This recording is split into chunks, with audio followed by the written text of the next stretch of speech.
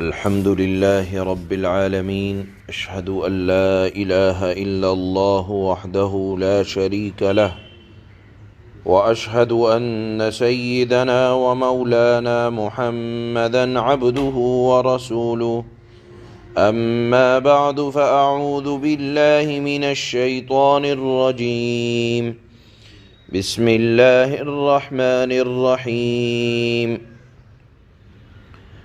منيبين إليه واتقوه وأقيموا الصلاة ولا تكونوا من المشركين من الذين فرقوا دينهم وكانوا شيعا كل حزب بما لديهم فرحون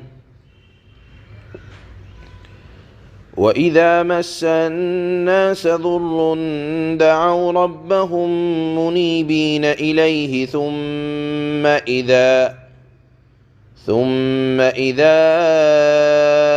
أذاقهم منه رحمة إذا فريق منهم بربهم يشركون ليكفروا بما آتيناهم فتمتعوا فسوف تعلمون أم أنزلنا عليهم سلطانا فهو يتكلم بما كانوا به يشركون وإذا أذقنا الناس رحمة فرحوا بها وإن تصبهم سيئة بما قدمت أيديهم إذا هم يقنطون أولم يروا أن الله يبسط الرزق لمن يشاء ويقدر إن في ذلك لآيات لقوم يؤمنون صدق الله مولانا العلي العظيم۔ کل کی آیات میں اللہ نے شروع میں یہ بیان فرمایا تھا کہ دیکھو، جب یہ مشرک یا کوئی بھی دنیا کا رہنے والا اپنے غلام اور اپنے ورکر کو اپنے مال میں، اپنی جائیداد میں، اپنی ملکیت میں برابر کا شریک نہیں ٹھہراتا، تو اللہ جو کائنات کے اتنی بڑی کائنات کے مالک ہیں، جب ایک انسان اپنی ملکیت میں کسی کو برابر کی حصے داری نہیں دیتا، تو اللہ جو کائنات کے مالک ہیں وہ کیسے اپنی مخلوق کو اپنی کائنات اور اپنی ملکیت میں شرکت برداشت کر سکتے ہیں؟ لہذا یہ عقل سے بعید بات ہے، اور اگر کوئی شریک ٹھہراتا ہے تو اللہ کو غصہ آتا ہے۔ ایسی حالت میں چاہیے کہ اپنے ایمان پر پختگی کے ساتھ جمے رہیں اور فطرت کی طرف توجہ دیں۔ فطرت کیا ہے؟ فطرت یہ ہے کہ جب انسان مصیبتوں میں گھرتا ہے تو اللہ کو پکارتا ہے، تمام جھوٹے خداؤں کو چھوڑ دیتا ہے، ایک ذات کو پکارتا ہے۔ آج کی آیات میں اللہ مخاطب کو سمجھاتے ہیں کہ دیکھو، فطرت الہی کو، جس فطرت پر اللہ نے انسان کو پیدا کیا ہے، اس فطرت الہی کو نہ بدلو۔ فطرت یہ ہے کہ جب سارے طرف سے دروازے بند ہو جاتے ہیں اور آدمی مصیبتوں میں گھرا ہو تو ایک ذات کو گڑ گڑا کر پکارتا ہے۔ تو اللہ فرماتے ہیں کہ یہ انسانی فطرت ہے، اس انسانی فطرت کو نہ بدلو۔ جب تم مصیبت میں ایک خدا کو پکارتے ہو، مشرکین بھی اگرچہ چاہے دسیوں خدا کو مانتے ہوں، لیکن جب مصیبت میں گرتے ہیں تو کہتے ہیں اوپر والے سے دعا کرو۔ مطلب یہ ہے کہ وہ سمجھتے ہیں کہ یہ مصیبتیں ایک خدا کوئی ٹال سکتا ہے، لہذا یہ انسانی فطرت ہے۔ اسی کو اللہ ان آیات میں بیان فرماتے ہیں کہ فطرت الہی کو نہ بدلو، اسی پر قائم رہو۔ اور اس سلسلے میں آج کی آیات میں 3 اصول بیان فرمائے کہ دیکھو فطرت الہی پر قائم رہنے کے لیے 3 اصول ہیں۔ پہلی چیز یہ ہے کہ اپنے اندر خوف خدا کو پیدا کرو اور اس کی برداری کرو، نافرمانی سے بچو۔ دوسرا حکم دیا کہ نماز کو قائم رکھو۔ کیوں؟ جو لوگ نماز کو قائم رکھتے ہیں ان کے اندر خوف خدا پروان چڑھتا چلا جاتا ہے، اور جو لوگ نماز کی پابندی نہیں کرتے تو خوف خدا ان کے اندر نہیں رہتا۔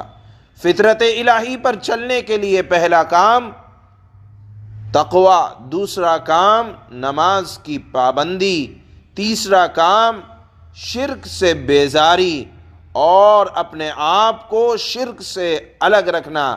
تو ایسی صورت میں فطرت الہی یعنی اللہ نے جس فطرت پر پیدا کیا ہے آدمی اسی پر قائم رہے گا۔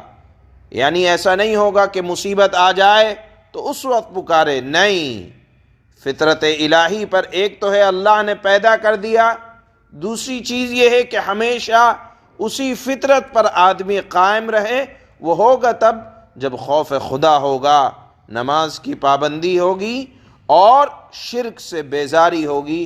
اس بات کو اللہ نے آج جو تلاوت کی جا رہی ہے اس کی پہلی آیت میں بیان فرمایا ہے، اور پھر فرمایا ہے کہ دیکھو اگر یہ تینوں چیزیں نہیں ہوں گی بلکہ خواہش پرستی ہوگی کہ میرے دل میں جو آیا وہ کر لیا، تو پھر ہوتا یہ ہے کہ کسی کو کچھ اچھا لگا، اس نے اس کو اپنا مذہب بنا لیا۔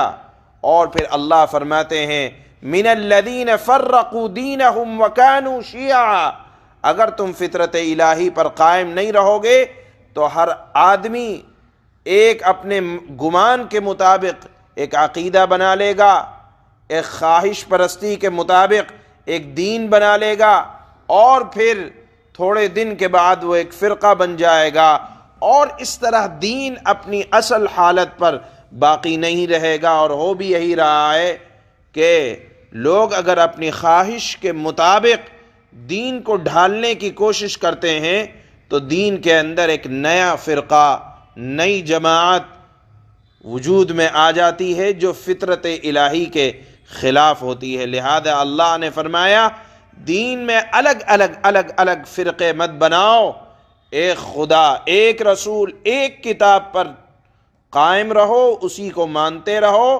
شرک سے بیزاری کرتے رہو اور اللہ سے ڈرتے رہو، نماز پابندی سے پڑھتے رہو، تو الگ الگ فرقے جو بن رہے ہیں نہیں بنیں گے۔ اس کی بنیادی وجہ یہ ہوتی ہے فرقے الگ الگ بننے کی کہ دل میں خوف خدا نہیں ہوتا اور خواہش پرستی ہوتی ہے، ہر آدمی اپنا نیا دین قائم کر لیتا ہے۔ اللہ فرماتے ہیں اس پھوٹ پڑنے سے بچو، اور یہ تب ہوگا جب دل میں خوف خدا ہوگا۔ اور جس طرح مصیبت میں اللہ کو پکارتے ہو، اسی طرح خوشی کے عالم میں جب اللہ رزق کی فراوانی کرتے ہیں اس وقت بھی اللہ کو پکارو، اور تنگ دستی اور خوشحالی دونوں صورتوں میں اپنے خدا اور اپنے معبود کو نہ بھولو۔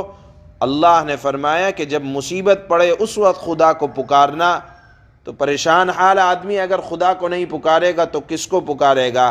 مقصد یہ ہے کہ جب اللہ حالات اچھے رکھیں اس وقت بھی خوف خدا رہنا چاہیے، اس وقت بھی نماز کی پابندی اور شرک سے بیزاری رہنی چاہیے۔ تو آج کی آیات میں اللہ یہی ارشاد فرماتے ہیں کہ فطرت انسانی پر قائم رکھنا، کہ انسان کی جو فطرت ہے کہ جب پریشانی آتی ہے تو وہ اللہ کی طرف متوجہ ہوتا ہے، ایک کائنات کے بنانے والے کی طرف متوجہ ہوتا ہے، یہ فطرت انسانی ہے۔ اللہ فرماتے ہیں اس فطرت انسانی کو ہمیشہ قائم رکھو، ایسا نہیں کہ مخصوص حالت میں یہ باقی رہے بلکہ ہر حالت میں باقی رہنی چاہیے۔ اور اس کی شکل یہ ہے کہ نماز پڑھتے رہو اور شرک سے بیزاری رکھو، اور جس کو کہا جاتا ہے تقوی اس کو اختیار رکھو، تو فطرت انسانی پر ہمیشہ قائم رہو گے، جس کا نتیجہ یہ ہوگا کہ آدمی یا ہمارے مذہب کے اندر ٹکڑے ٹکڑے نہیں ہوں گے۔ ٹکڑے تبھی ہوتے ہیں جب خوف خدا نکل کر آدمی اپنی خواہش پرستی کا اظہار کرتا ہے۔ ان آیات میں اللہ نے اسی چیز کو بیان فرمایا ہے۔ اللہ فرماتے ہیں منیبین الیہ واتقوہ واقیموا الصلاة ولا تکونوا من المشرکین۔ اے لوگو، تم فطرت کی پیروی اس طرح کرو کہ تم نے اسی اللہ سے لو لگا رکھی ہے، اور اللہ سے ڈرتے رہو، یعنی تقوی اختیار کرو، نماز قائم کرو، اور ان لوگوں کے ساتھ شامل نہ ہو جو شرک کا ارتکاب یعنی شرک کرنے والے ہیں۔ من الذین فرقوا دینہم وکانوا شیعا کل حزب بما لدیہم فرحون۔ اور ان لوگوں میں شامل نہ ہو اے مسلمانوں جنہوں نے اپنے دین کو ٹکڑے ٹکڑے کر لیا ہے، یعنی جب خواہش پرستی ہوگی تو دین کو اپنے مزاج کے مطابق ڈھالنے کی کوشش ہوگی۔ اللہ فرماتے ہیں ان لوگوں میں سے مت ہو جنہوں نے اپنے دین کے ٹکڑے ٹکڑے کر لیا اور مختلف فرقوں میں بٹ گئے، اور ہر گروہ اپنے اپنے طریقے پر مگن ہیں۔ وَإِذَا مَسَّ النَّاسَ ضُرٌّ دَعَوْا رَبَّهُم مُنِيبِينَ إِلَيْهِ ثُمَّ إِذَا أَذَاقَهُم مِّنْهُ رَحْمَةً إِذَا فَرِيقٌ مِّنْهُم بِرَبِّهِمْ يُشْرِكُونَ۔ اور جب لوگوں کو کوئی تکلیف ہو جاتی ہے تو وہ اپنے پروردگار سے لو لگا کر اسی پروردگار کو پکارتے ہیں، پھر جب وہ اپنی طرف سے پروردگار انہیں یعنی مصیبت زدہ لوگوں کو کسی رحمت کا ذائقہ چکھا دیتا ہے، یعنی مصیبت دور ہو جاتی ہے، تو ان میں سے کچھ لوگ یکایک اچانک اپنے پروردگار کے ساتھ شرک کرنے لگتے ہیں۔ لِيَكْفُرُوا بِمَا آتَيْنَاهُمْ فَتَمَتَّعُوا فَسَوْفَ تَعْلَمُونَ۔ تاکہ ہم نے جو کچھ انہیں دیا تھا اس کی ناشکری کریں۔ اللہ فرماتے ہیں دھمکی کے طور پر، اچھا کچھ مزے اڑا لو، پھر وہ وقت دور نہیں جب تمہیں سب کچھ پتہ چل جائے گا۔ ام انزلنا علیہم سلطانا فہو یتکلم بما كانوا به یشرکون۔ بھلا کیا ہم نے ان پر کوئی ایسی دلیل اتاری ہے کہ جو اس شرک کا ارتکاب کرنے کو کہتی ہے جو اللہ کے ساتھ یہ لوگ کر رہے ہیں۔ وَإِذَا أَذَقْنَا النَّاسَ رَحْمَةً فَرِحُوا بِهَا وَإِن تُصِبْهُمْ سَيِّئَةٌ بِمَا قَدَّمَتْ أَيْدِيهِمْ إِذَا هُمْ يَقْنَطُونَ۔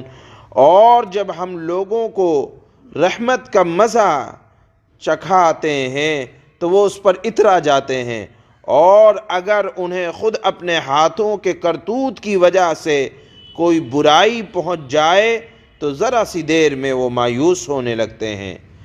اولم يروا ان اللہ يبسط الرزق لمن يشاء ويقدر ان في ذلك لآیات لقوم یؤمنون۔